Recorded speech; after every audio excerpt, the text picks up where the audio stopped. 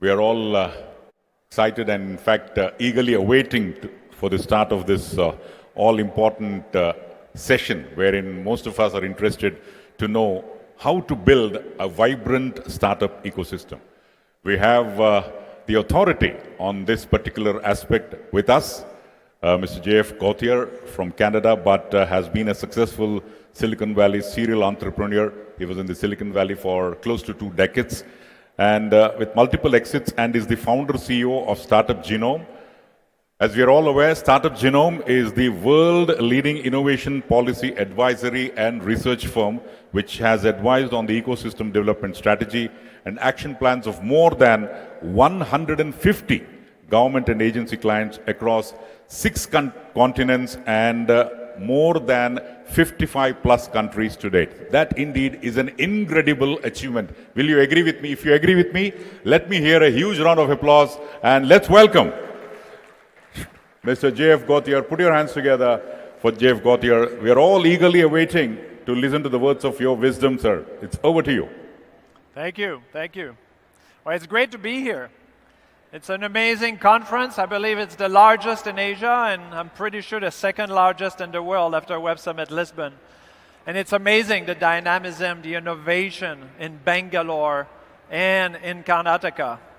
We've been studying Bangalore for now almost 10 years with my friend Ravi here, with T-Hub, with Microsoft and other organizations. So we really understand why are you guys creating so many great startups. Startup Genome is, as you were saying, the lead. Here we go. Aha, we're a little bit clicked too many times here. So we are the world-leading policy advisory in the world. We advise governments so that they do better policy for us entrepreneurs. And we started this with big research and AI, really getting data from us, from entrepreneurs, taking a survey to help us quantify what makes a great startup ecosystem. So you probably know us also for the ranking. We rank the top cities in the world. You might have seen our global report, which is published every year and is free on startupgenome.com. So I invite you to look at this and all our research. We are also working, with many countries with the mission of increasing the success rates of entrepreneurs. So entrepreneurs all over the world, regardless of their ethnicity, where they're based, their gender identity, their sexual orientation, can succeed. Anybody can succeed, and every city captures its fair share of the new economy. This is really important. It's important to me, it's important to you, it's important to all of us that we elevate the success rate and we bring this technology that you guys have pretty right of how do we build communities of startups, startup ecosystems that are productive. We work with all of these countries right now, 40 countries. We have an office in Gurgaon, in Delhi. We have offices in Berlin, in London, in Japan now, and of course in the US. I'm based in San Francisco. And all of us, all over the world, what do we want? Well, of course we want great jobs for our friends, for our families, for our societies. And we want to participate in the new economy. We want to have a meaningful job and have meaningful impact on the world. But when I ask entrepreneurs, what do we want? We're ambitious. We want to create global category leaders.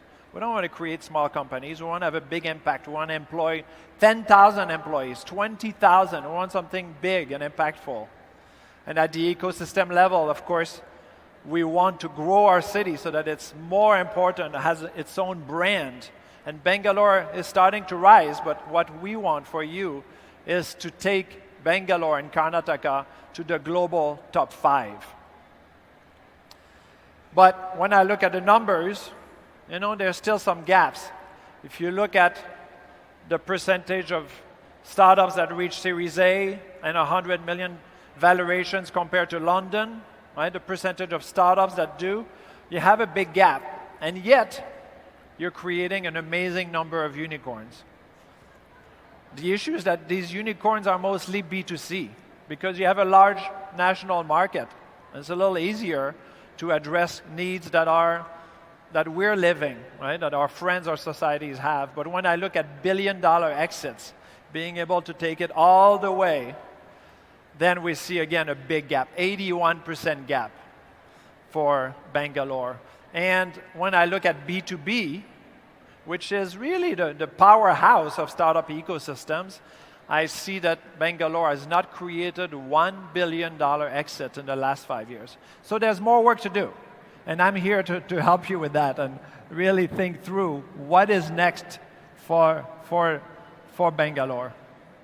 And so I wanted to introduce you, and I think it's time to really pay attention to founders, but also the ecosystem builders, because of course what works for startups helps build a better city. We published last month the Scale-Up Report, and it's very important. It's free, of course. Everything we do is free. We give back to you who participate in quantifying all those issues. So the Scale-Up Report is a culmination of 12 years of research. So we started in 2011 with Steve Blank, and now we're published the first longitudinal study ever, really looking at the characteristics of early stage startups that are less than 4 years old, so 0 to 3 years old, and see when they answered the survey in 2015, 16, 17, 18, how were they? What differentiated those that later scaled to 50, 100 million, unicorn status, right? We had 18 unicorns that took the survey in the past and gave us their URL. There's probably 50 or 60 that took the survey. And that really helps us because now it's practical, right? It's not theoretical. Those that accelerate have certain characteristics. Like, no, which one really became big and what can we learn from them? And so the first thing that we learn, so pay attention, this is something that you can apply yourself. Those startups that targeted going global first, and if you ask the co-founder of Travis at Uber, he would tell you that Travis just wanted to go global from day one. That's all he cared about. And those that do have a 2x higher chance to scale up to 50 million plus.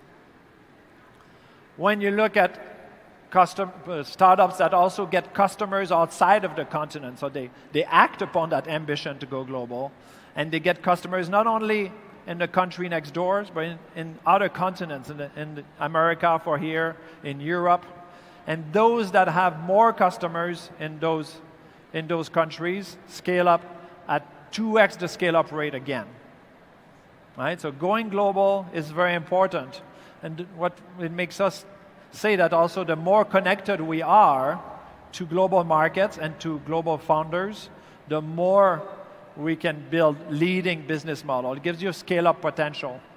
That's the bigger we, that's the global startup revolution that we've been chronicling with our report and following and helping. Right? We're all part of it. And we ask founders, 25,000 founders all over the world, how many people do you know in Silicon Valley, in New York, in London, that if you ask that person to spend an hour with you on the phone, within a week, they'd say yes? And then we ask all the permutation. New York founders, how many founders do you know in Bangalore? How many do you know in Singapore, etc.? So we could draw the knowledge network of startup ecosystems. So you can see, not surprisingly, Silicon Valley is the most connected. It's in the center of the planet here. And New York is very close, very connected to other US cities. And London is the most connected to international cities. These three cities are the nexus of knowledge for our global startup ecosystems. That means when you connect it to a founder in Silicon Valley or an investor or a senior execs, they know what's going on in your space better than other founders here or in other cities. So you can learn from them. They can introduce you to great employees, to great marketing experts, to investors, and that really helps you because you know what failed and what succeeded. And as you know, nobody writes down what fails, but it's in people's mind. So we need to talk to each other. And when you are connected to more founders in those top startup ecosystem, Silicon Valley, New York, London, Berlin, Tel Aviv, Singapore, and Shanghai, we can see that those that have more relationships with founders in those ecosystems scale at 3 times the rate. So global connectedness helps you know people and help you scale later and reach global markets. When I look at these issues for Bangalore, based on our surveys of founders like we have here, we can see there's a real gap, both in global connections to founders and also in global market reach, developing customers outside the country and outside the continent. So more work to do, but these are the power of networks to be able to go global. The power of network also applies locally, right? When you are more connected to other founders and to investors and experts locally on an informal basis, right? Connectivity is not about who you work with, but who do you know that might help you outside of your work. And when you're more connected, you can see that those who are more connected to other founders, investors, scale at 2x the rate. When they're more connected to informally to investors, they scale at 4x the rates. Because investors, they see a lot of things. And most of these investors are also connected to investors in Silicon Valley. Right? We have great firms here, Sequoia, Accel, people who are actually have seen a lot of what's happening, what succeeded and what failed, and you need to build on that. So really, the solution to scaling up is a network solution, it's an ecosystem solution, right? And you can think about the chances of success of Zuckerberg to build Facebook if he had been in Lagos, right? What are his chances of success? 0, right? To build such a big success. So what builds Facebook is really Silicon Valley. It's the network. It's all of the resources that bring so much expertise to building a company. And that expertise is in people who've done it before, right? The senior execs and the senior advisors that you can get as a startup. So another action you can take is give equity to senior advisors, to senior execs, exited founders who've done it before and can bring you advice, but also network. Right? They know more people than you do. They know more local investors, and if they've gone global, they know global customers, global investors. And you can see that when you have more senior advisors that you've given equity to, and that means they're ready to give you tough love. They have the right? They have an upside with you. They're looking at the same ball. And when you have more advisors like this, you scale at 3 to 7 times higher, depending on, look, you start from 0 and to 5. But this is a real big network solution. And the other one is downwards to your employees. And that's something we do a lot in Silicon Valley, is give stock options to all the employees. Even the admin, right? The secretaries of Microsoft became rich because they had stock options. I know one of them. And you can see that when you give stock options to all your employees as opposed to only some engineers and some executives, the startup scales at 3x the rate. 3x. So this is really important. It doesn't cost you much, but this is also what really strengthens the startup ecosystem, because when you exit, you're creating a dozen millionaires. You're creating people who will become angel investors, will become founders, and will finally do their best, their big ideas. So I want to leave you, especially with these action items for you, right? If you want to scale at a higher rate, you give stock options to all your employees, you develop connections to founders in top ecosystems, and you actually go global and start getting customers outside your continent from an early stage, because you need to learn what are different problems of customers in other countries. They're not like here. What partners should I have? What competitors do I not have here that I need to face in those markets? And when you do, you develop a product to global market needs. And when you go global, you succeed, as opposed to hurting some challenges and barriers that will really hurt you. So when you do all of those three, amazingly, you have 15 times the chance to scale to 50, 100 million plus than if you don't do any of those three. So tell that to all your friends who are founders. This is something that is in the power of every founder here to do. You don't need to ask permission to anybody. You can do it. So the Scale Up report is full of other insights. I really invite you to look at it and read it carefully on our website. But yesterday, we brought a group of founders and VCs and ecosystem builders, accelerators, leaders together to start working on what do we want to do together? What are our biggest problems? What are our biggest opportunities? And so we started working with Post-its on an ecosystem map and say, here, put a red Post-its if you think it's a problem. If it's an opportunity, put a green Post-its. And rapidly you could see consensus on what are the big problems we see, what are the big opportunities we see, so that we can then frame initiatives, which took another hour discussing what can we do to solve those problems together.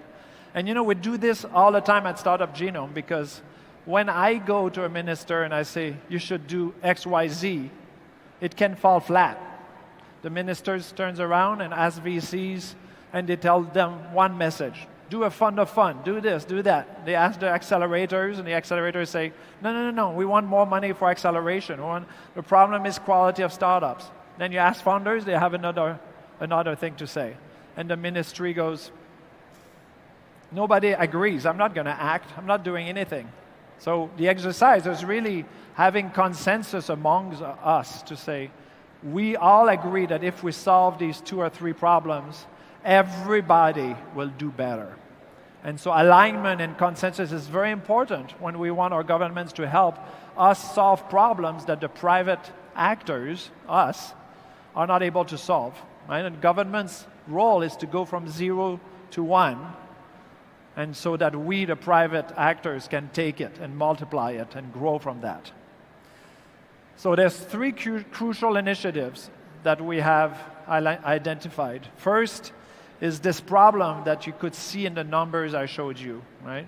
We can create unicorns valuation, but we're not able to exit at $1 billion valuation. We're not able to actually take global market at a high rate, to really capture, crystallize that value, especially on the B2B side and on the deep tech side, where you have such great universities and R&D that you can hit higher than this. So a global scaling program is what people felt we need. We need mentors in the US and the UK, connections to top customers and channel partners so that we can actually do better.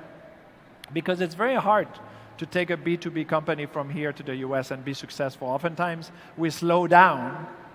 And the UK program that we've worked with for years said, for UK companies, the US was the deathbed. Well, it was a graveyard of great tech companies. But they've changed it with a scaling program, and that's why this can be so powerful. The second thing is to do a startup-focused agency. People felt like we don't have a coherent strategy, and we don't have a team that's executing to that strategy that creates coordination and cooperation across the ecosystem and across the state so that we can all do better. Because it's very hard for founders, for VCs to actually have the authority and the resources to create coordination. We need this body, and what we've learned in the last 25 years of experimentation worldwide is those ecosystems that give themselves a startup-focused team to help, to coordinate, then they do a lot better. And finally, seed funding policies. And as a founder, I'm a 5-time founder, a couple of exits. And after my first startup, people were asking me, what's the biggest problem in Silicon Valley? And I said, it's seed funding. It's horrible to raise money here. And of course, it was the best place in the world. So I empathize. But here, I think, really there's a need for more seed funding policies, best practices. And it was hard for the group to come up with solutions, but we've gathered those solutions at Startup Genome to see what actually works. What are the global best practices that actually are effective in solving these issues? And in Bangalore, when we looked at the numbers, the size of the rounds was good, even great, but not enough startups got seed funding. And when you grow the number of seed-funded companies, you grow the rate of serial entrepreneurship, and you grow the success rate directly. So this is very important to solve. Thank you so much.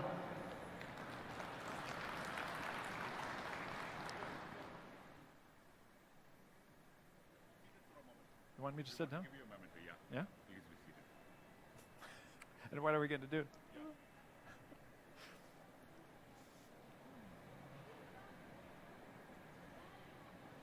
Well, all in all, great start for this conclave, building a vibrant startup ecosystem. I would request the CEO of Karnataka Digital Economy Mission, Mr. Sanjeev, to kindly come over here and give a memento to Mr. J.F. Gauthier. Ladies and gentlemen, let's give a round of applause. And thank you very much for enlightening the audience with your presentation on the vibrant startup ecosystem.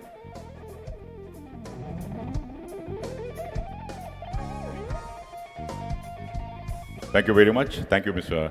Gupta, for doing the honors. Well, we'll set the stage in the next 120 seconds or so, and after that, the next session, an all-important fireside chat. All of us are eager to listen to the